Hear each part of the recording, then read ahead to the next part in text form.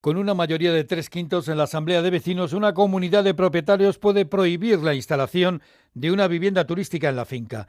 Es lo que ha dicho el Tribunal Supremo y aclara así la norma aprobada en 2019 que modificó la Ley de Propiedad Horizontal. En España hay entre 350.000 y 400.000 viviendas de uso turístico, muchas de ellas sin licencia, ilegales. El ritmo de crecimiento se eleva. Exceltur, la patronal del sector turístico, señala que mientras las plazas hoteleras aumentan a un ritmo del 0,8%, las viviendas turísticas lo hacen a un ritmo del 15%.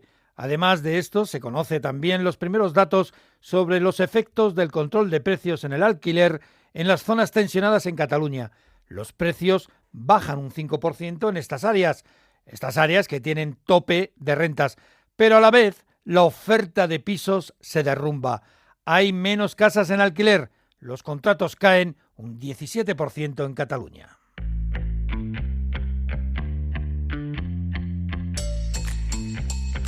La mirada económica. Con Ignacio Rodríguez Burgos. Una mirada inquisitiva, reflexiva y divulgativa a la realidad económica del momento. El Tribunal Supremo ha avalado en una sentencia que con una mayoría de 3/5 de los propietarios, una comunidad de vecinos puede rechazar la instalación de un apartamento turístico en la finca, de una vivienda de uso turístico. El alto tribunal considera que no es necesaria la unanimidad para frenar un piso turístico en la comunidad. También señala que la palabra limitar, que aparece en el Real Decreto de 2019, se puede interpretar como prohibir. En España hay entre 350.000 y 400.000 viviendas de uso turístico, la mitad de ellas en Madrid, Barcelona y Málaga. Y según la patronal del sector turístico, Exceltur, el ritmo de crecimiento de este tipo de casas es ya del 15%. Que en la última década, al día de hoy, existen 388.000 plazas en establecimientos con viviendas turísticas versus 421.000 en toda España en todo el alojamiento reglado. En definitiva, en 10 años, prácticamente la oferta en viviendas de uso turístico ya se equipara a toda la oferta de plazas en establecimientos reglados. A la vez, el alquiler de temporada se ha triplicado en 5 años y el tradicional, el alquiler residencial, pues se hunde en las grandes ciudades, en especial en Barcelona. La Generalitat de Cataluña ha ofrecido los primeros datos sobre la evolución de los precios de los pisos en alquiler en las zonas tensionadas, las que tienen topes en el precio. Pues bien, según el ejecutivo de Salvador Illa, los precios han bajado un 5% en esas zonas. Pero el problema es que también se ha derrumbado más bien, la oferta. En toda Cataluña el número de contratos ha descendido un 17% y la caída llega al 23% en la ciudad condal. Baja el precio porque está controlado y limitado por las autoridades, pero a la vez hay muchas menos casas en alquiler. El mercado se estrecha mientras la demanda sigue creciendo. Una visión más profunda. Patricia Briones, secretaria técnica del Colegio de Administradores de Fincas de Madrid. Saludos, gracias por estar con nosotros en la mirada económica de Onda Cero.es. Hola, muy buenos días. Bueno, con la sentencia del Tribunal Supremo, con una mayoría de 3/5 de los vecinos de una comunidad de propietarios, ¿se puede prohibir ya la instalación de un apartamento turístico en el edificio? Pues sí, ya por fin el Tribunal Supremo, desde el año 2019 que se modificó la Ley de Propiedad Horizontal y que desde el minuto 1 ya generó mucha controversia sobre si se podía prohibir o no con 3/5 o era necesaria la unanimidad, pues hemos tenido que esperar 5 años para que el Tribunal Supremo en 2 sentencias lo ha dejado de forma clara, que por 3/5 efectivamente se pueden prohibir las viviendas de uso turístico en las comunidades de propietarios. Hombre, lo que ocurre es que, claro, evidentemente, si exiges la unanimidad, el dueño del piso que quiere poner un alojamiento turístico tenía las de ganar, claro. Es que era la lógica. Es que antes de que se modificase la ley en el 2019 ya era necesaria la unanimidad. Precisamente por eso se modifica la ley, para que las comunidades de propietarios pudieran poner freno a la cada día más creciente actividad turística en los edificios de carácter residencial. Ese era el motivo, y en la exposición de motivos del decreto así se establecía, y de hecho en las sentencias del Supremo hacen referencia precisamente a que el espíritu del legislador era precisamente ese. ¿Y qué ocurre con los apartamentos turísticos que ya están funcionando antes de esta resolución, antes de que la Asamblea de Vecinos vote la prohibición? ¿Qué ocurre con ellos? ¿Puede ser retroactiva la sentencia? Bueno, primero es importante dejar claro que es algo que están preguntando mucho. O sea, la sentencia lo único que ha hecho es aclarar la mayoría necesaria para adoptar el acuerdo. No es una sentencia que anule ningún precepto de la ley ni demás. Lo único, ahora las comunidades de propietarios tienen una seguridad jurídica a la hora de adoptar los acuerdos, pero eso no implica que automáticamente ya estén prohibidas las viviendas de uso turístico ni similar. Hay que convocar una junta, hay que incluirlo como un punto del orden del día y hay que adoptar el correspondiente acuerdo. Este acuerdo es ejecutivo desde el momento en el que se adopta. Ahora bien, la propia ley establece que este tipo de acuerdos no tienen efectos retroactivos. ¿En qué afecta la irretroactividad? Para aquellas viviendas de uso turístico que estuviesen legalizadas a la fecha de la adopción del acuerdo. Por lo tanto, todas aquellas viviendas que no contasen con la preceptiva licencia de actividad, al no ser legales, por decirlo de alguna manera, se les podrá aplicar este acuerdo que prohíbe que se destinen a uso turístico. O sea que sí que puede ser una herramienta para aquellas viviendas de uso turístico que no estén bajo una licencia que sean de carácter ilegal, claro. Claro, la herramienta ya existía. Tenemos que distinguir, por un lado, desde el punto de vista administrativo, que se pueden denunciar los hechos ante el ayuntamiento, ante el departamento que haya, ante el organismo, que aquí, por ejemplo, en Madrid es la Agencia de Actividades. Se pueden denunciar porque no cuenta con la preceptiva licencia de actividad. Y ahora, con este tipo de acuerdos, sería una actividad prohibida expresamente en el título, en los estatutos, y si están desempeñando esta actividad se puede ejercer una acción de cesación por actividades prohibidas, que es un procedimiento de carácter civil. Bueno, según algunas fuentes hay unas 350.000 viviendas de carácter turístico en nuestro país. Según la patronal turística Exceltur, el crecimiento de los apartamentos turísticos pues avanza a un ritmo del alrededor del 15%. Las viviendas turísticas influyen mucho en el precio de lo que es el alquiler residencial. Sí que están influyendo porque hay menos oferta. El propietario de una vivienda se ha dado cuenta que tiene mayor rédito destinándola a uso turístico que a uso residencial. Pero claro, la demanda del alquiler sigue siendo la misma. Las personas que necesitan alquilar siguen necesitando tener una vivienda en la que vivir. Por lo tanto, al haber menos oferta, los propietarios suben el precio. Entonces es un poco la pescadilla que se mueve la cola, ¿no? Uh-huh. Pues Patricia Briones, secretaria técnica del Colegio de Administradores de Fincas de Madrid. Muchas gracias, muy amable por estar con nosotros en La Mirada Económica de Onda Cero. Gracias a vosotros. La Mirada Económica.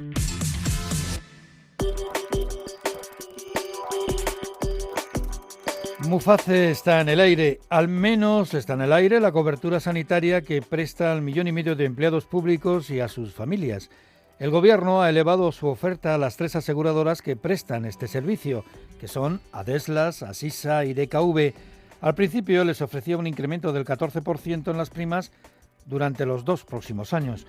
Las aseguradoras rechazaron la oferta. Lo consideran insuficiente. Ahora el Gobierno pues ofrece un 17%. Estamos en ese regateo.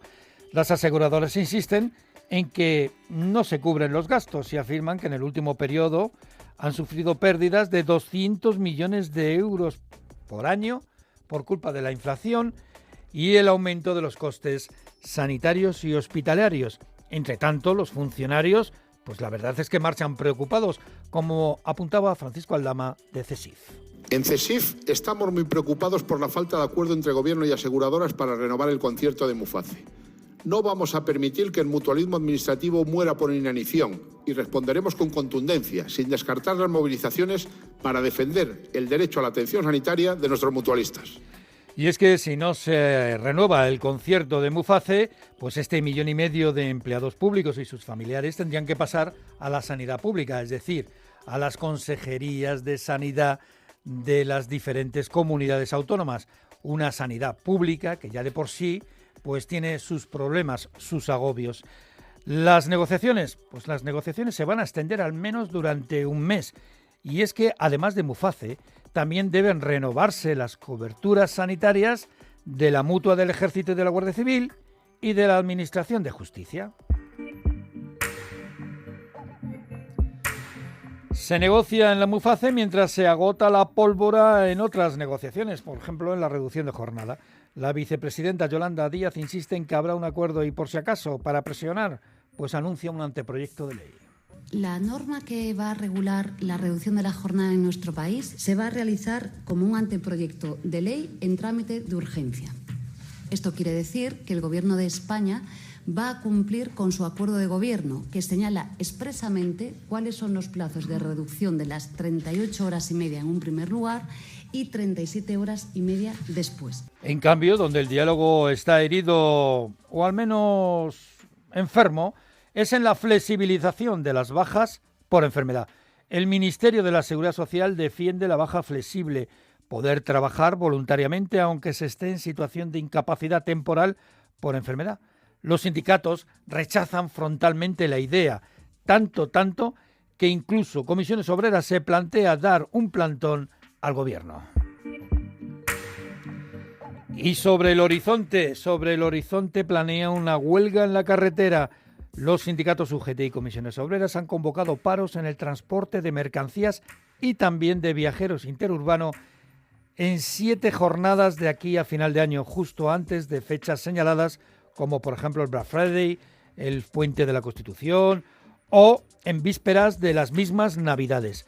Reclaman los sindicatos una jubilación adelantada para los conductores. El objetivo no es la huelga, el objetivo es que se atienda a la reivindicación planteada y se inicien los correspondientes estudios para determinar estos coeficientes reductores y para determinar y minimizar las causas de los accidentes que venimos sufriendo, que no son accidentes de circulación, son accidentes de trabajo.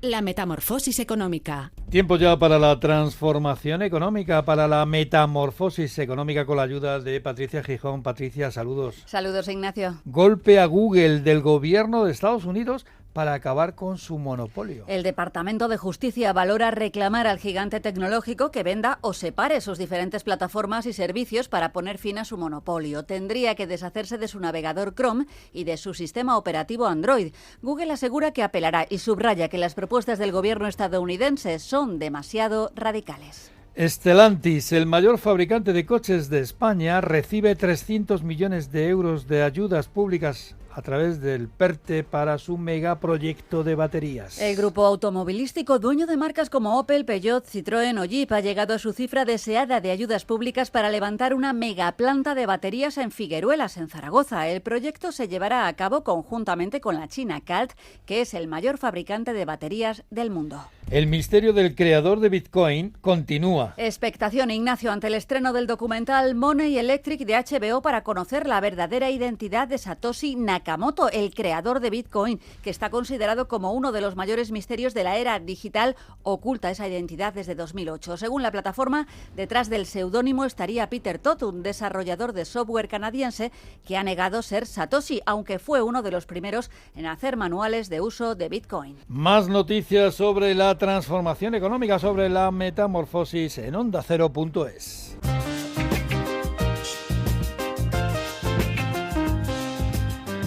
Y antes de terminar, ojo a los impuestos. El gobierno insiste en que España tiene una presión fiscal 4 puntos por debajo de la europea, como apunta la vicepresidenta y ministra de Hacienda, María Jesús Montero.